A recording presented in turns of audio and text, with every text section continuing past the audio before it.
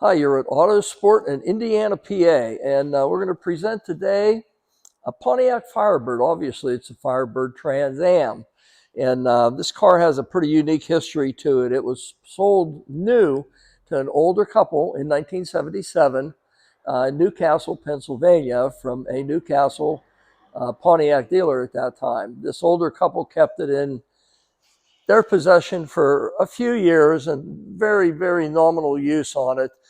Just on the weekends, a little bit here and there, never any weather use whatsoever. Just that it was an extra toy for them.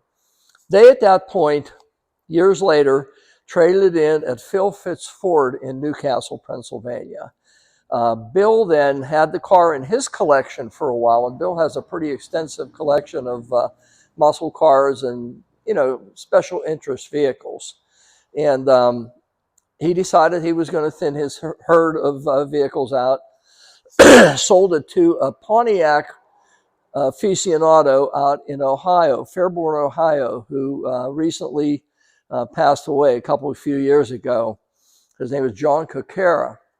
And John had an extensive collection of Pontiacs. One of them I really, really wanted to get, but we couldn't. It was VOE car. A lot of guys that don't really know what that is, but if you're a real Pontiac guy, you'll know what a VOE a GTO is. And this one was a 4-speed, obviously, and it was a blue car, and just every piece of paperwork. John was very meticulous about collecting every possible piece of documentation for his vehicles. And this is no different than any of the other ones John had.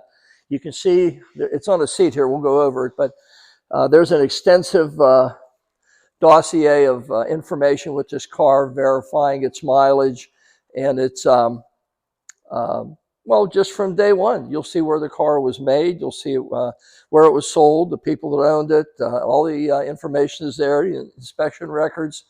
And then when John passed away, we ended up getting the car.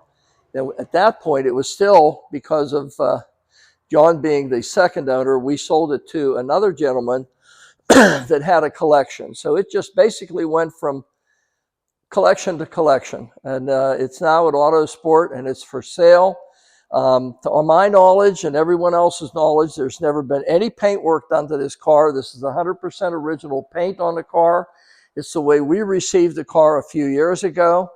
There are a few little inconsistencies with the window sticker, which we'll point out to you, that John did to personalize the car for himself, which a lot of people do, obviously, with these hobby cars.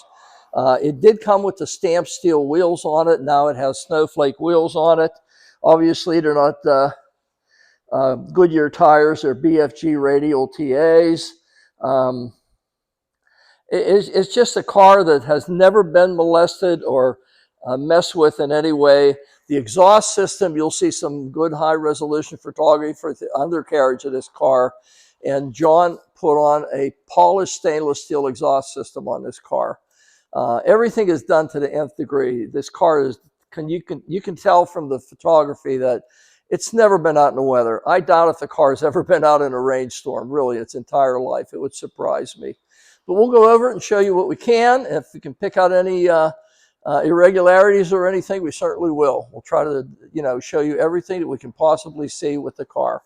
So whenever you purchase this vehicle, you know exactly what you're getting. When it gets delivered, it's going to be delivered exactly the way we tell you the vehicle is. Okay, going around the front, starting in the passenger side front, you can see that the hood gap on both sides and the front is absolutely linear. It's as good as it could be.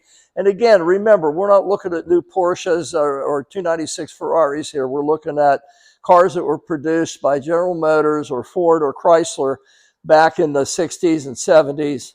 And this is a depiction of that. It's a very well put together car. It's never been bumped or scraped or anything in any way. The airfoils on the front and the back are just totally perfect. They're not disrupted in any way or scuffed or scratched, which a lot of them are. The trim, which is polished. I don't know what this is. It might be plastic, even chrome-plated plastic. I'm not sure. But the trim around your grill area is absolutely flawless. There are no marks or scuffs or chips or anything on it. No marks on the paint, no brush touches. You're not going to find a brush touch here and there on this vehicle. If there is, I'm going to point it out to you. Okay, the front valance never been scraped and ripped up on curbs or, anything that is going to scrape it. The spoiler area in the front is just absolutely flawless. Going down the driver's side, you can see how everything lines up on this vehicle. The front bumper, the back bumper.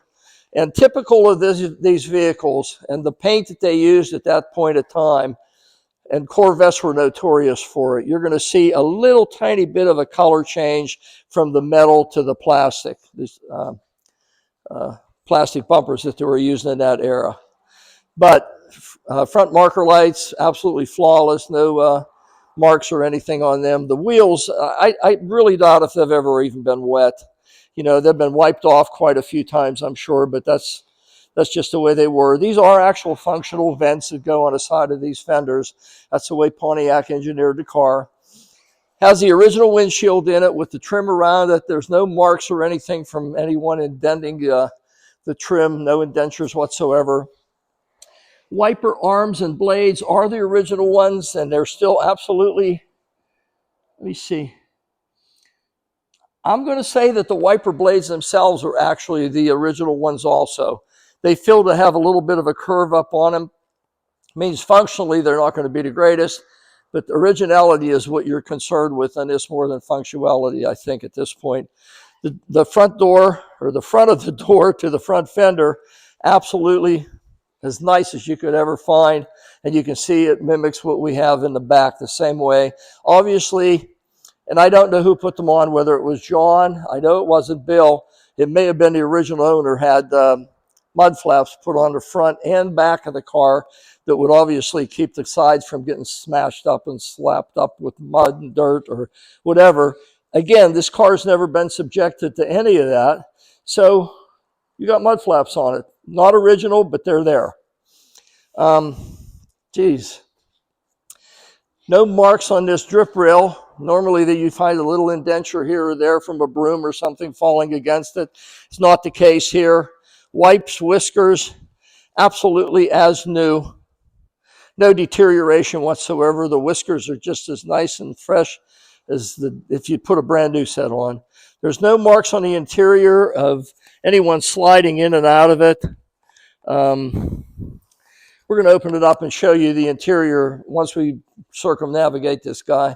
Let me grab the keys here so we can open the trunk. Everything lines up as it should. It's just a car that has never been subjected to any kind of trauma whatsoever. Absolutely nothing. No one's banged into a door or a quarter or a fender or anything on this car. Everything is just as sharp and clean, double-edged as it can possibly be. Back window the same as it was in the front. Again, no indentures or anything on the trim that goes around this back light.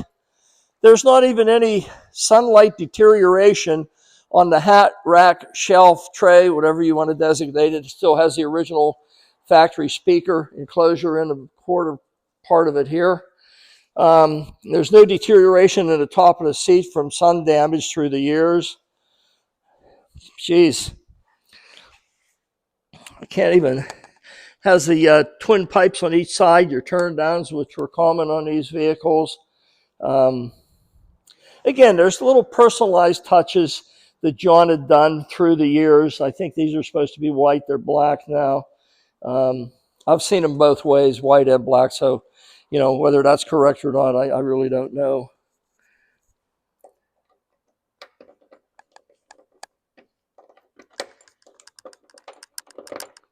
All right, what am I doing here?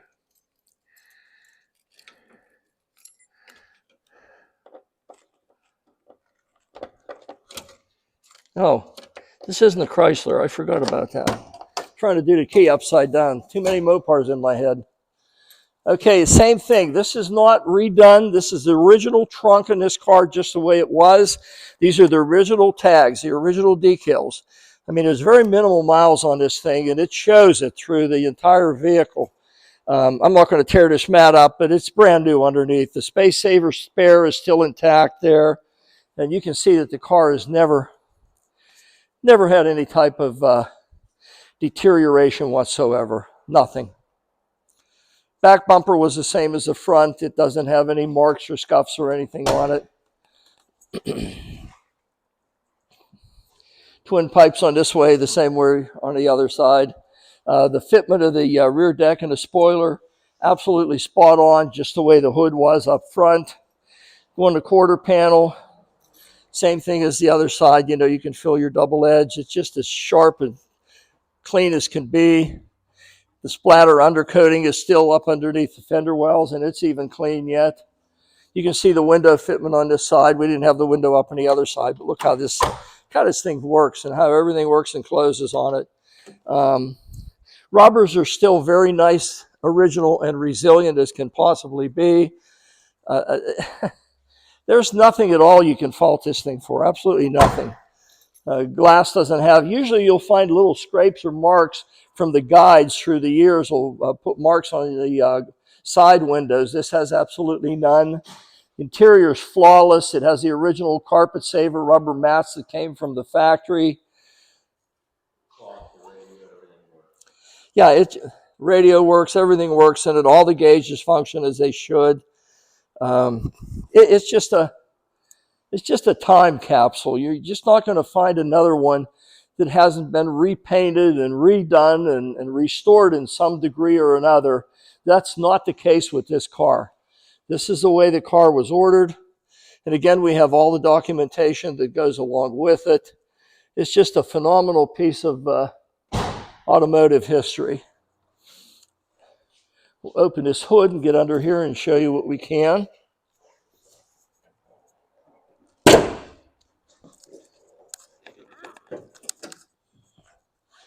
Now, the very important thing on these cars, and they made them, they all say 6.6 on them. Okay, we already know that they're 400s.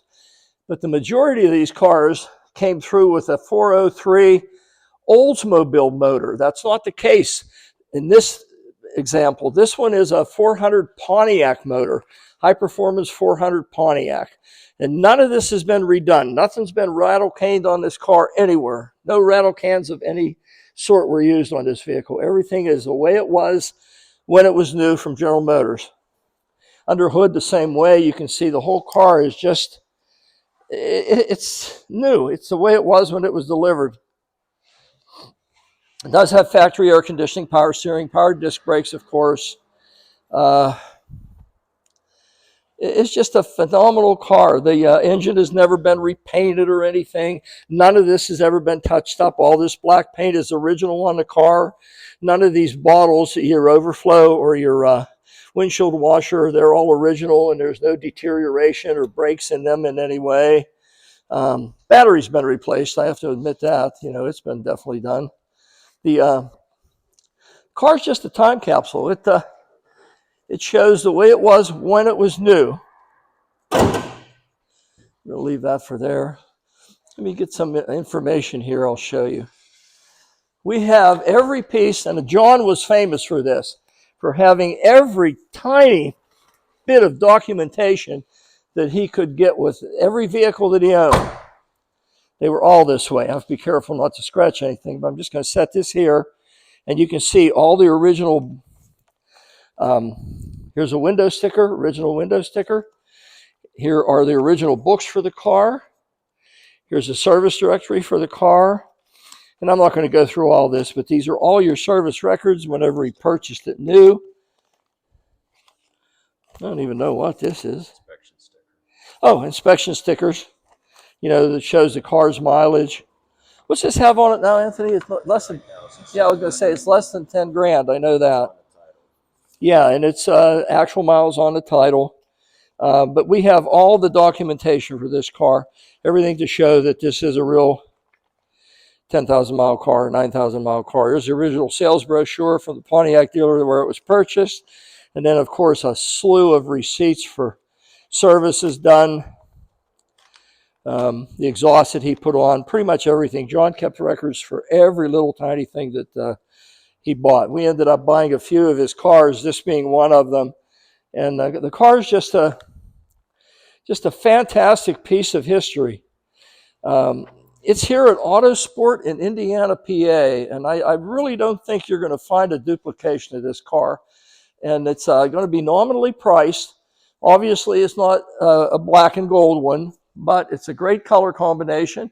It is a 400 Pontiac. You have every piece of literature that was ever generated for this particular vehicle. It's available in Indiana, PA. So call Anthony or Alex, and if you have any further questions, I'm sure I can answer them for you too. But it's here in Indiana, Autosport Company, and this is going to be a great, great addition to somebody's collection.